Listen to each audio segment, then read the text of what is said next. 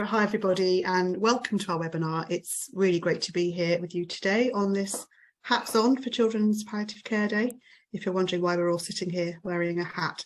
And it's a really big day, I think, for the Children and Young People's Reference Group of the EAPC. We're really delighted to be here, to be launching ourselves as a reference group, and also to be launching a new charter that we've been developing for the development of children's palliative care across Europe. So I'm going to actually hand over now to Maggie Schuling-Otten, who is the Director of the Children's Palliative Care Centre for Expertise in the Netherlands. Maggie is one of the co-chairs of the EAPC Children and Young People's Reference Group, and she's going to just introduce that to you. Over to you, Maggie. Yes, thank you very much, Lizzie. On behalf of the our reference group, a very warm welcome to everybody who is joining us today. It's a very special moment for us. So I wear a special hat, that's Hats On Palliative Care, and it's also very special. So I choose to wear my Royal Dutch hat. It's the Dutch color, and it's a very special color. So let's start. I will give you, before we start with the launching the charter, I will give a bit information about the task force and our journey from task force to reference group. Thank you very much. Now, our task force is built up in 2015. There was a task force before, but we weren't active anymore. So we built up a new task force, and we is the ICPC and the International Children's Palliative Care Network, Lizzie from Together for Short Lives, and me from the Dutch Center of Expertise in Children's Palliative Care. We saw a lot of development in the world, but there was no bounding in it. There was no network. So we had the aim to build up an international network for kind things as advocacy, for the development of children's palliative care, for making contribution to growing research, for all those things to bring palliative care to the next level. Our task force was launched in 2016 in Rome at the Marusa Foundation Congress. That was the first time we stepped outside, and now we started with 3 of us, and now we are 12 members. So that's a huge growing process. May I have the next, Lizzie? So meet the what the task force and what's now the reference group. Yes, there we are. So you can see we are 12 members and from different countries and with different backgrounds. You can see people with an advocacy background, medicine, nursing, research, and also the patient's perspective. So we are very happy with that also. Well, this is the reference group's steering committee at this moment.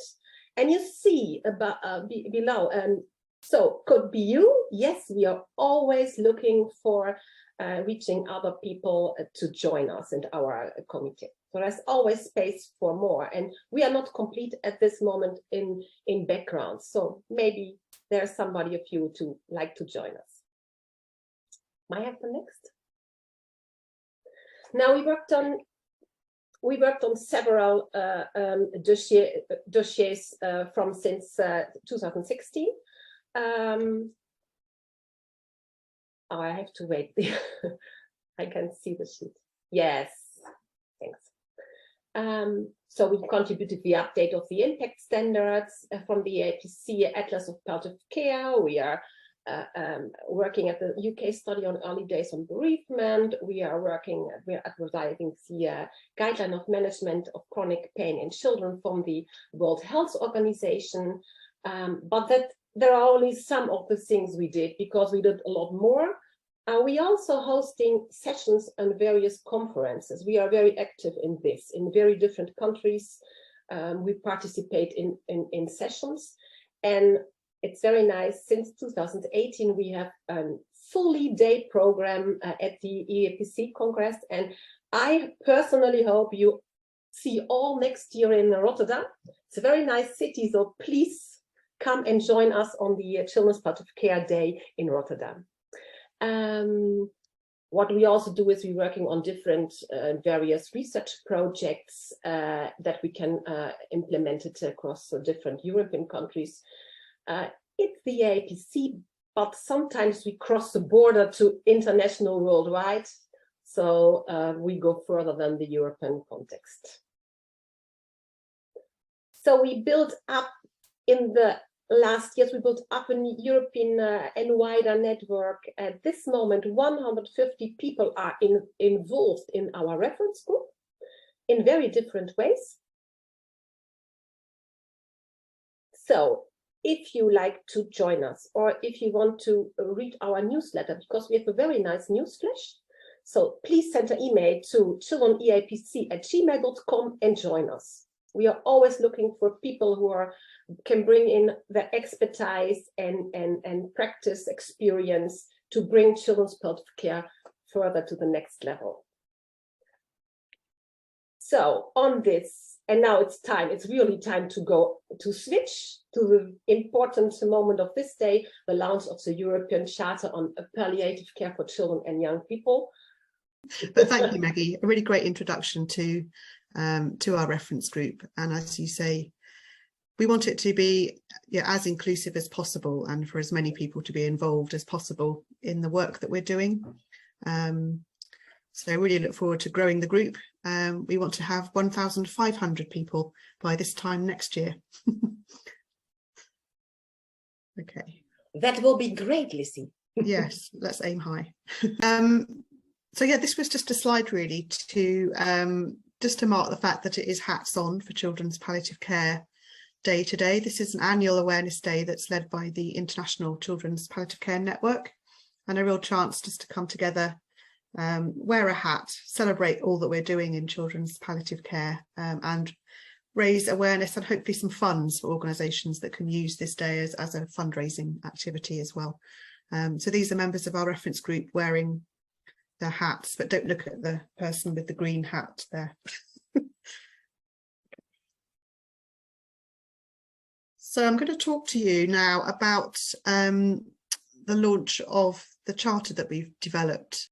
So yes, why a charter? I think we were very aware of when we set up our reference group that children's palliative care was developing very differently at different rates in different countries across Europe. Some countries were quite well developed in terms of hospice, children's palliative care services, and others had very little.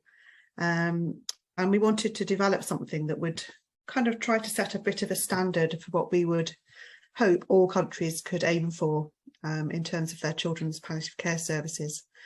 And we know that there are over 21 million children and young people across the world who need palliative care, but with only 5 to 10% of those having access to services, there is a huge gap and real inequity.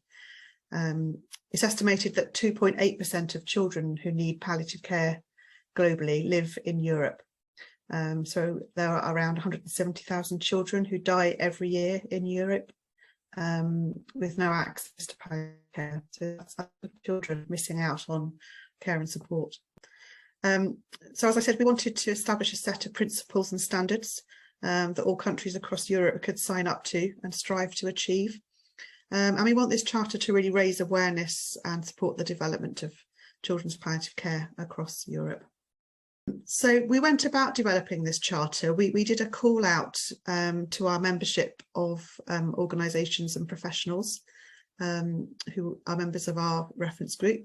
And we were sent through these charters, which we had a look at. There's one, the ICPCN Charter of the Rights for Life-Limited and Life-Threatened Children. There's a Together for Short Lives Charter, the Maritza Foundation and Religions of the World Charter, the Maritza Foundation Trieste Charter with the Rights of the Dying Child, the Bambino Gesù Hospital Charter, the Spanish Paediatric Palliative Care Society Charter, and also the European Association for Children in Hospital, the EAPC Charter. And we also, as well as looking at those, we wanted to say that we also endorse the international standards for paediatric palliative care, the GOPAC standards, which we support as well. But we looked through these charters, we analysed them thematically, because we wanted to see where there was overlap, where there were points in common in the charters, and what we could pull out that were common threads in them really.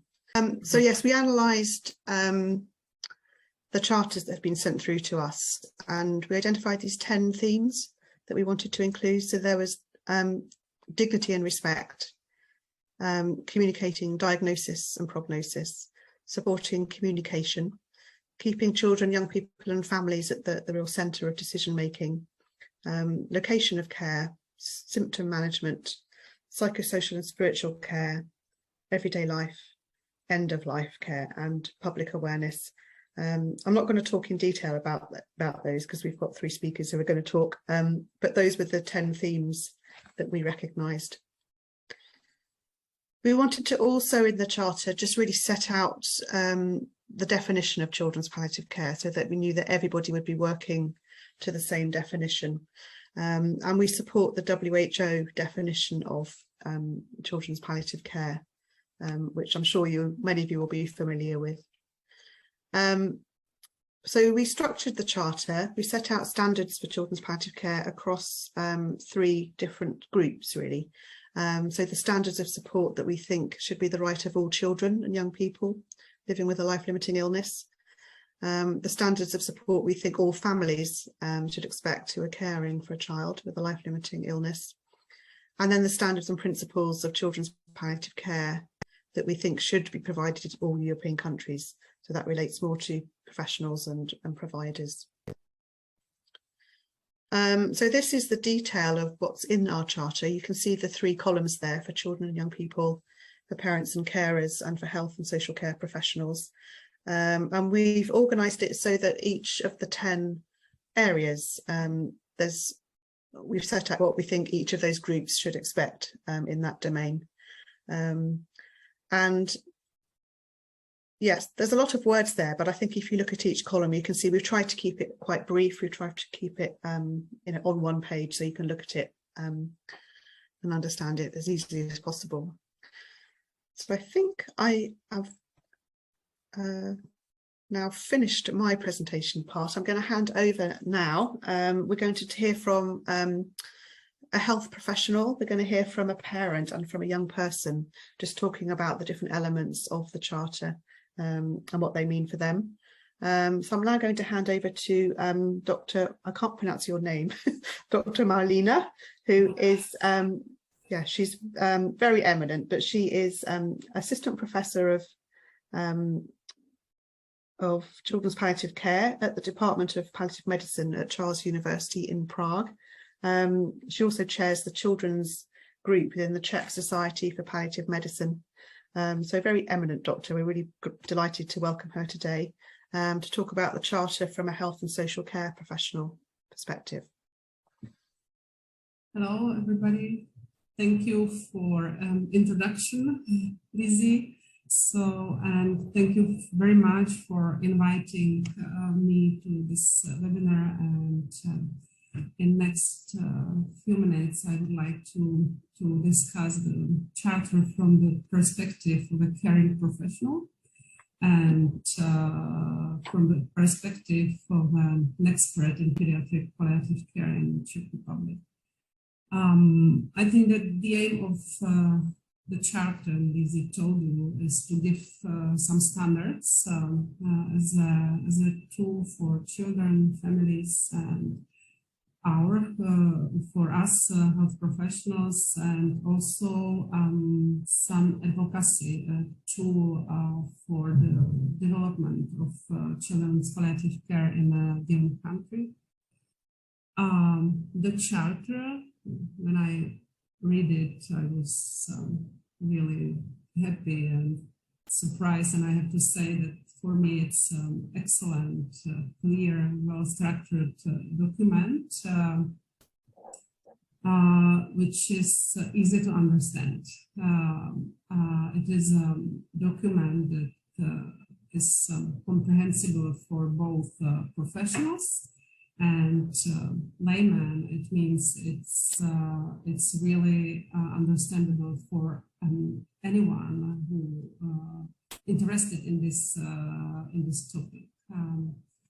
I think that the Charter contains main points or I can say, cornerstones of how to build a functional system of children's palliative care in any country. Each European country maybe has a slightly different health and social care systems, which may be linked and may work together in different ways. And I think that the charter is well applicable. It makes a good guide on how to do it. I can say that charter is specific enough, but also general enough to be useful in any European country. Let me say some words about Czech Republic. We have some pediatric palliative care options. We have several hospitals, support and palliative teams who can take care about children and their families. We have really few long-term intensive inpatient care units. We have several home hospice care services who are taking care about seriously ill children at their homes. We have maybe wide range organization providing social support to families in their homes or through some residential care. And we also have special education providers. What we see as a main problem in the Czech Republic is the coordination of care. It means coordination of healthcare, social care, and education. There is a lack of continuity of health and social services, and also there is a lack of respite care. We have no children's hospices in Czech Republic. There are also conclusions in a descriptive study we made a few years ago in families caring for a child with serious life-limiting diagnosis. So that's very shortly about the system in the Czech Republic. In parallel with the creation of this European Charter, we have been thinking here and working on a strategic document which we presented in December 2021. It means almost 1 year ago. It's a concept of care for children and adolescents with serious life-limiting illness and their families. It's a consensus of many experts in the field of health, social work, and special education, and it was adopted by professional societies and associations. And when I read the charter, I was really happy that we are thinking alike. It was some kind of reassurance that we are moving in the same direction. The main difference I can see is that the main focus of our document is on the sick child and the family, while the charter puts clearly articulated focus on caring professionals. I think that if we have a well-educated and well-supported pediatric palliative care professionals at all levels of care, we will also care well for those children and their families. So I can say it was maybe a surprise or some aha moment for me that health and social care are maybe often neglected group and are for granted. Related to this, it was my homework to choose some points from this charter. So I choose point 2. Thank you, Lizzie. Communication of diagnosis and prognosis. What is important that communication training must be part of the education of all pediatric health professionals, with specific training for those who are providing specialized pediatric palliative care. And in Czech Republic, there is a lack of training for general palliative care providers. We have insufficient undergraduate and postgraduate education. It's for the next years, it's a big deal for us to make it better, I think. Then I choose point 5, location of care.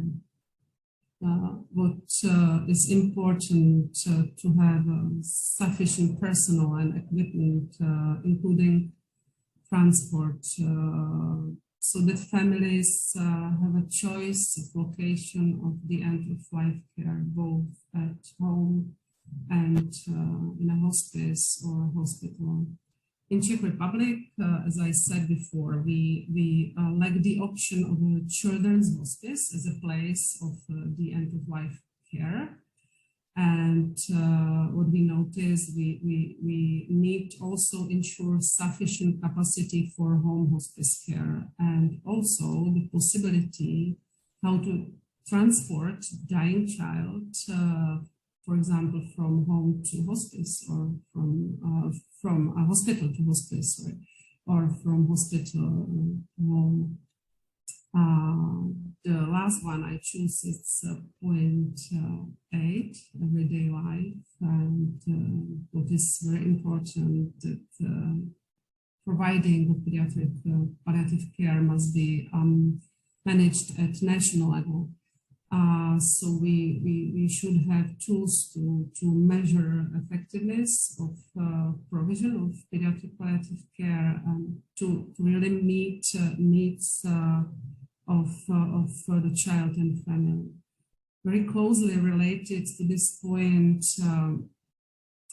we are now in Czech Republic thinking about how to develop a national strategic document that would be binding on the relevant ministries, Ministry of Health, Social Affairs, and so on, so that we can build a really effective, well-coordinated, accessible, and friendly system of care for these children.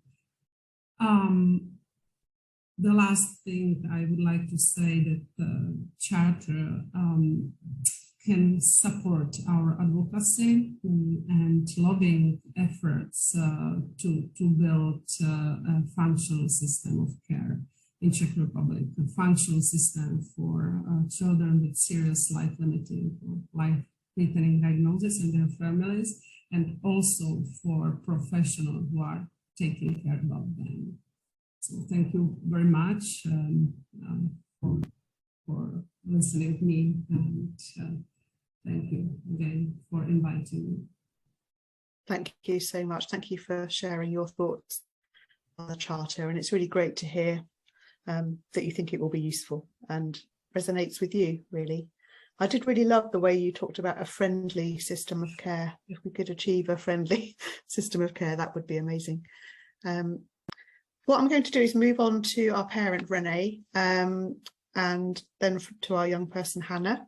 And we're going to take questions at the end. So if you can think of any questions to put into the Q&A, that would be fabulous as we go along.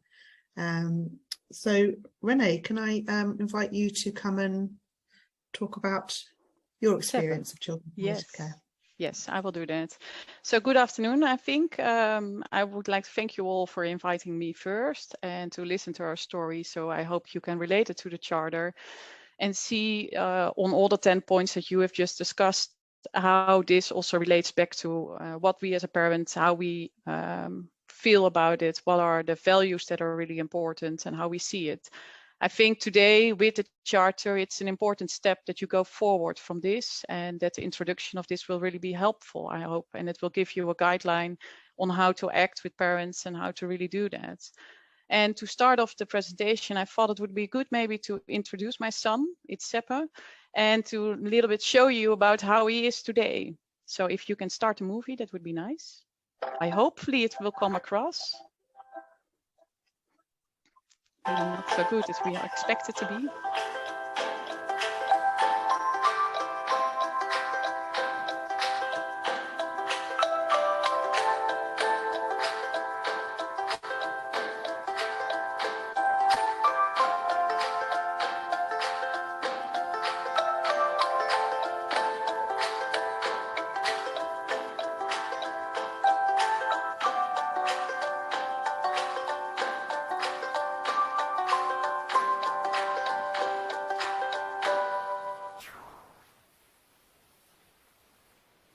So this is my son, it's Seppe van Kessel.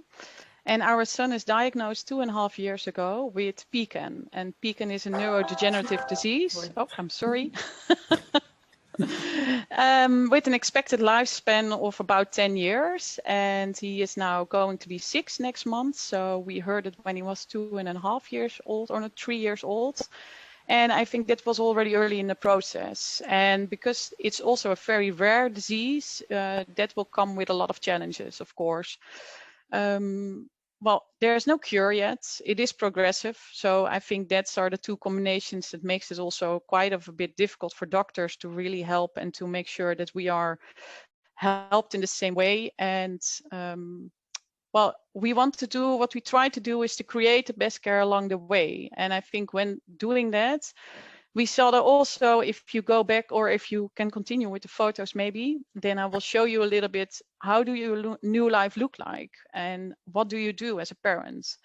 And you have a lot of doctor's visits, is it? And you come across a lot of different paths in this environment. We have, for our diagnosis, we have been 2.5 years in the hospital before we get one. So that 2.5 years, I can show you in the next slide how that looks like.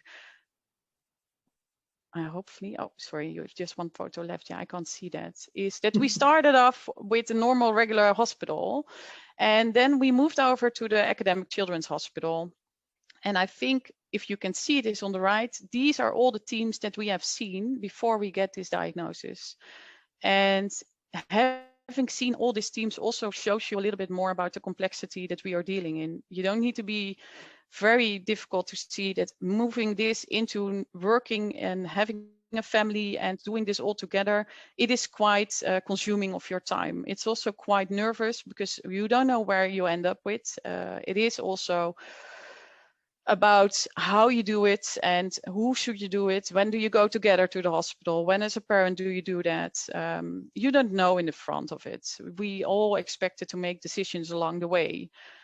And after the diagnosis, I think it's important to show you what else happened in our environment if we talk about the hospitals, because it is very rare. And if you can click down, you can see all the different hospitals that we have seen and all the different hospitals that we need to take care of as well. Hopefully, Lizzie, can you show the rest?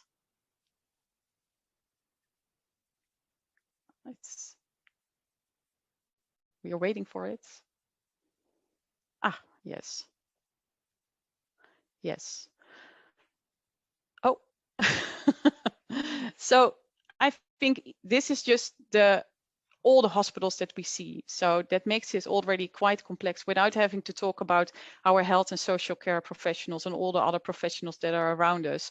So when we started it off, we asked our doctors and the pediatrician, can we please go to the comfort team? I've read about it as a parent, and I wanted to see them because our doctors did not talk about palliative care, and we thought we were already moving into that space. And I think this is an important one, is really start early in that process. If you have a shortened lifespan, then give people the opportunity to really talk about it and also have your views and opinions about it. And if you want to do that, then you can best do this together and have this view on it. How do parents look like it? How do the professionals look on it? And how do you do this together? Because how do you communicate? We have seen so many examples of communication that is really important to know. How do you address something to the parents, but also how do you react on it? And how do you come together? What are the options that you have? And we also see that with the progressive movements that we see within this disease, we also would like to have a path laid down for us where we could make a little bit our minds up about the decisions that we need to take in the future. What kind of care do we foresee, and what do we would like to have for him? And also, what does it mean especially for us? And how, if we talk about it in the forehand, it also means that we understand a little bit what is coming for us. I know that it's not my cup of tea. I did not study to be a doctor, but I am in that care now, and I am the care in my son's care, but also in my family care, of course.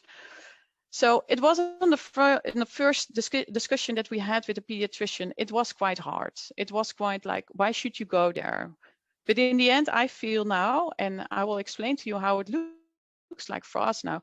We are now 1.5 years later, and we have an integrated total care plan. And I think having that integrated total care plan is one of the most important steps that we take, because that's also about, and that's what we call in the charter, the active total care. It looks beyond the child only. It also looks to your family. It looks to values. It looks to communication styles. It looks about not only the end of life care, so really symptom management and how we could handle with pain, but it also looks about the broader perspective. It's also about my son, my other son, and my daughter. And we know that they will grow up with a backpack, but we also know that they need some care around it. We don't do it alone, but we do it with the people together. And for me, it's also an instrument, because as a parent, I need to take care of those 30 people that are within our active daycare life management for our son. We have the rehabilitation team that consists of 10 people. We have the academic hospital that also consists of 5 people. The eye hospital, but also Radboud. It also consists of 5 people that are around that. And managing that, I think it's really important. And I think also it really helps us, because if you don't do that, it's a full-time job for us as a family to only maintain that part, and also to rely on the emails or the telephone calls or just the checkups or the meetings that you will have about the care for your son. There's also much more to do with this. So what we have done, we have this plan, but we also done something else. We have a multidisciplinary team, and that team consists of a couple of people. We see it as a helicopter team that will oversee all those teams. And in the helicopter team, there's only the children comforts team. It is the rehabilitation doctor, that's for the day-to-day management. It is the general practitioner, and it is the municipality. And I will explain to you a little bit later why this is important, because the municipality is also really the youth care work helper, but they have a lot of responsibility within the environment of the child, but also of the family. So if you go into the next slide, I will explain to you why. What they do is really important. Because as soon as you walk out the hospital, there's so much more. You need to take care of a wheelchair. You need to take care of diapers. You need to take care of your social life. You need to rebuild your home to make it accessible for your child. You need to think about how you do your holidays. Do you do adaptive skiing, as you see on our picture? Or do you even can go on holidays? What are the options there? So your whole path that has been laid out for you, you need to change and you need to think about it. So being there also means that our municipality is actually in the center of it. So they have been in the discussion, is also very important, because they need to be the ones that are taking care of all these supplies that you will get into your home, making sure that even we can pay it for it, because we don't, it costs a lot of money, of course, as well. So doing this is also, I think it gives us a little bit of help. It gives the municipality a little bit of help as well, because they are never in these discussions. So they always come next, and having them all together makes us a little bit, well, we are open to it. And we said, well, we hope in the end that it will give you an opportunity to talk and to have these honest discussions. Also, not only about the last part of it, but the whole journey that works that moment that we are in, that last part of it. So we see this together. And I think actually having this 2 times a year meeting, having to discuss this, it is something that is of importance. And then the last but not least part, what is also very important, it's the last photo I will share. maybe Lizzie, you can put it up. Yes, that's family. So in the end, all we do, it is about family first. So if I go to the hospital, we talk about our child. It's never that they ask, how are you doing as a mother? Or how is my son doing, my other son, and what is helping them? And I think this charter really gives some room for the other people around in the family. And I think also in the awareness of how does it look like for the rest of the friends and the rest of the family, and what will happen, what will happen if I go to work. I still work 4 days a week. So how does my work react on this? Because they tend to only help me when I have an acute situation and I need to go to the hospital. But having to be in this situation for a couple of years is difficult for employees to really think this through. What will happen with me? What will happen with my work? But also, how do we see this in the future? There are no real strict rules on that. There's no help for it. So family first, keeping that close and keeping us close. So that's really about the active total care. And continue that, I think it's really important. And that you all think about it, that the whole complex environment is so much more than only this child. It is so much more. It is a big spectrum, and it's really hard to understand it, and it's really hard to live by it if it's not only day to day. So all the practical things that comes around it, it's already a full work week task to really, well, make sure that it all happens. And then you have the emotional part of it.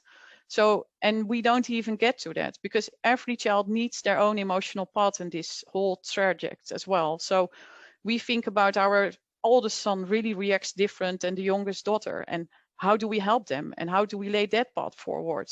It is really much more. No, that's really powerful to hear your perspective from a family. So thank you so much. Maybe nice to tell you there are a lot of applause and nice comments on your story, Renee. Thank you so much for sharing with us. It's about siblings. They have always been the most important. So can also into clinical practice and so on. So a lot of people, I think. Yeah, the applause is going. Still lots of hearts. Still. Perhaps. Thank you. So yes, I wanted to invite Hannah Hodgson to say a few words about her perspective from a young person, and then we'll have hopefully some time to take some questions afterwards. But Hannah.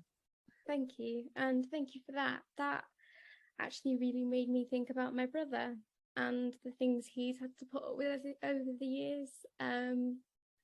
I was in hospital for 6 months as a teenager, and he was at home, and my mum was with me, and we were completely separate. And I think he saw her once in 6 months,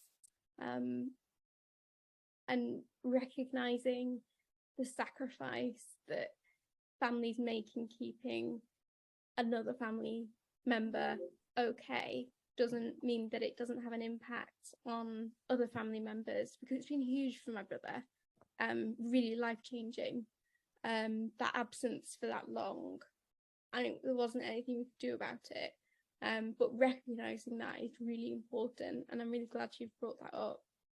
I'm just going to talk briefly about some of my experiences with hospices and healthcare providers, and in the end it comes down to, what does palliative care look like?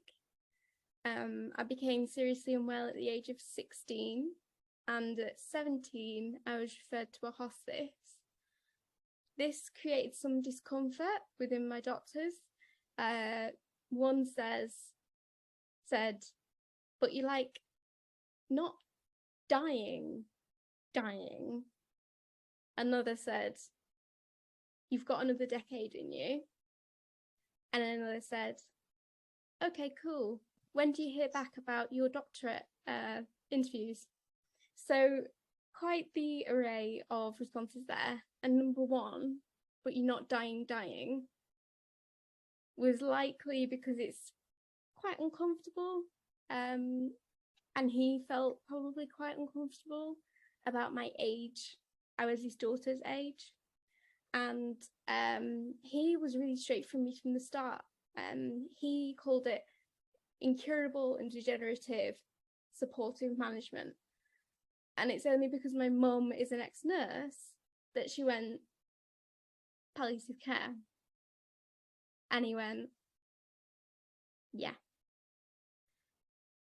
And during clinic, that has been quite a tricky thing to navigate, because I do have a close working relationship with my consultants, and many of them just wish this wasn't the way things are. I think some of them, me using a hospice, also achieving those and doing some work, and they much prefer to focus on that than the hospice side of things and the reality of my day-to-day. They quite enjoy it when I come in with my makeup on and talk about all the things I've been doing. But when I get down to the nitty-gritty of, oh, I had sepsis again, and I've not really recovered much from that, they don't really know what to say. And that's where palliative care comes in, because now I have some very firm lines in the sand that I can move if needed, about potential treatments that might come up in my future, vents, intensive care admissions, all these things that have actually had quite a strong and negative impact on my quality of life, but have kept me alive. So for many of my doctors, because I'm young, it's been like, we'll stop at nothing. And actually it's been quite hard to make them stop and recognize the severity of the situation. Even though I'm having a conversation with them, even though I'm working, it doesn't mean that I'm not seriously ill. And I think working is my coping mechanism more than anything else. And it isn't because they're mean. They, like I said, want the best for me. They want young people to live until adulthood.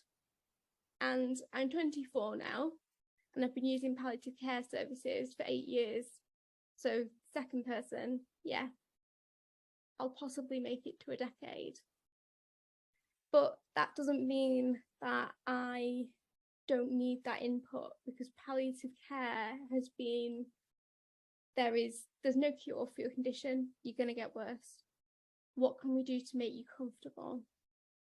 And quite often that has been really important. Say I've had an operation, people that aren't aware of my situation will come around and go, you're on too many opiates, and deprescribe just straight after an operation.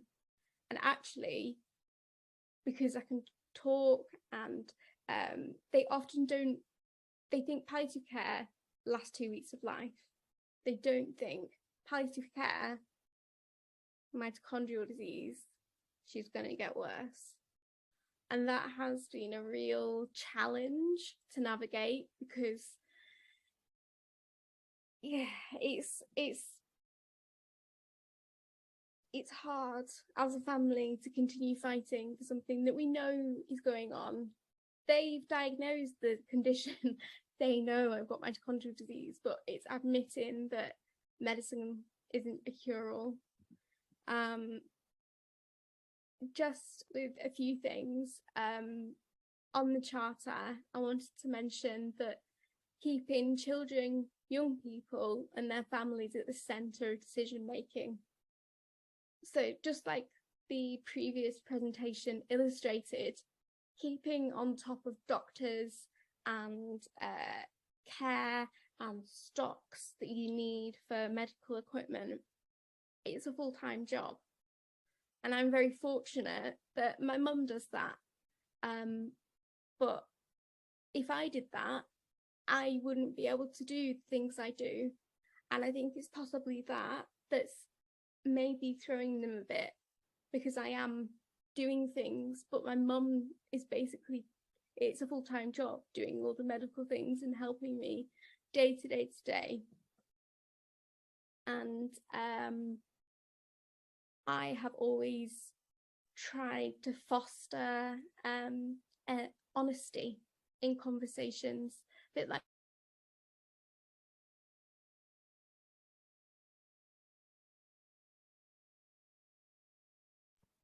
I think Hannah's frozen on us. I hope she comes back in a tick.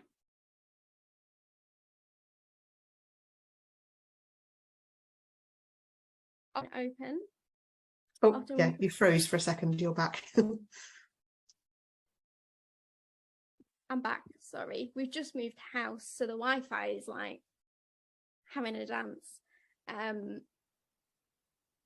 So yeah, honesty in communication, and it shouldn't be up to the patients and the families to have to go palliative care.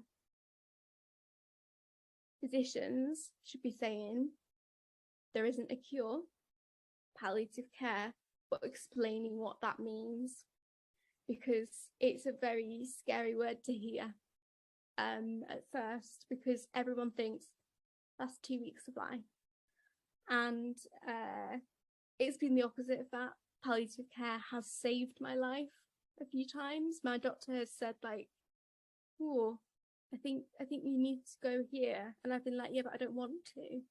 And they've been like, well, okay, maybe we could admit you through, I could admit you through the back door onto a ward, and I wouldn't have gone in. And they did save my life that way. So flexibility, really, because going to emergency care is often very, very, very tricky when you've got a body like mine sitting in a waiting room. So the location of care has also been really important to me. So my mum does all of my care, and that is a choice I have made, because we did try having carers coming in, but my home was just full of sharps boxes, and it felt very clinical. It didn't feel like a family home anymore. So we've tried to find this middle ground, and public awareness is something that this charter is really going to help bring to the fore, because I say I use a hospice and you've never seen someone like choke on thin air easier. Like, what? I can make everyone around a dinner table choke simultaneously just by saying the word hospice. And there's something quite wrong about that we can't even say the word. And it's not saying it that makes it even more difficult for patients, families, everyone involved in this equation. So even if you are talking to a patient and you don't think they're there yet, introducing it early in that conversation and saying, okay, when you're ready, maybe we could talk about this, and this is why.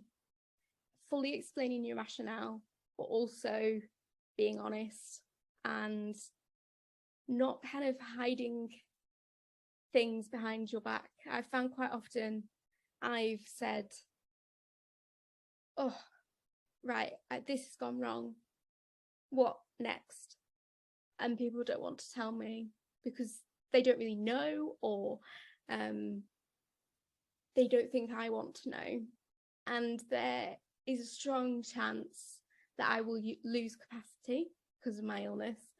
But I've had to find that out through doctor prodding, going, tell me, at every appointment. And they've eventually softened and gone, okay, this is the situation. And I think that plays into, I'm a similar age to their kids, and they don't like having those conversations. But I'm able to process the fact that I might not have capacity. My mum is able to process the fact. We're able to plan for that fact because we know. And we know, it's quite very likely I will need a vent. We know. We've got a plan there. So it's not bringing death into the room. When you mention palliative care, it's bringing life back into the room, because life is on pause when you're going to so many hospitals, when you are going through so many different medical professionals and treatments, and it's very difficult to live, and conversations are a way to do that. You always have such a poetic way of saying things. I love your phrase there about not bringing death into the room, bringing life. So wonderful. Lots of hearts coming for you there. Lots of hearts. Lots and lots of hearts. Lots and lots and lots, Hannah. Thank you very much. So I just want to say a special thank you to Hannah, because she has tonsillitis today and struggling with her voice. So she's very brave to come and do this. That's why I sound a bit strange. So thank you. I'm just having a look to see if there's any questions quickly before we... No questions, but a lot of people just saying spot on. Thanks. And Hannah, you're spot on about professionals not wanting to talk about palliative care. Thank you, Hannah, powerful message. So I think you tick the box from not talking about palliative care and not like to do it, and also that palliative care is not end of life care. It's your process from diagnosis, and that's where we have to go with our advocacy. Yeah. Thank you very, very much, Hannah. Yeah.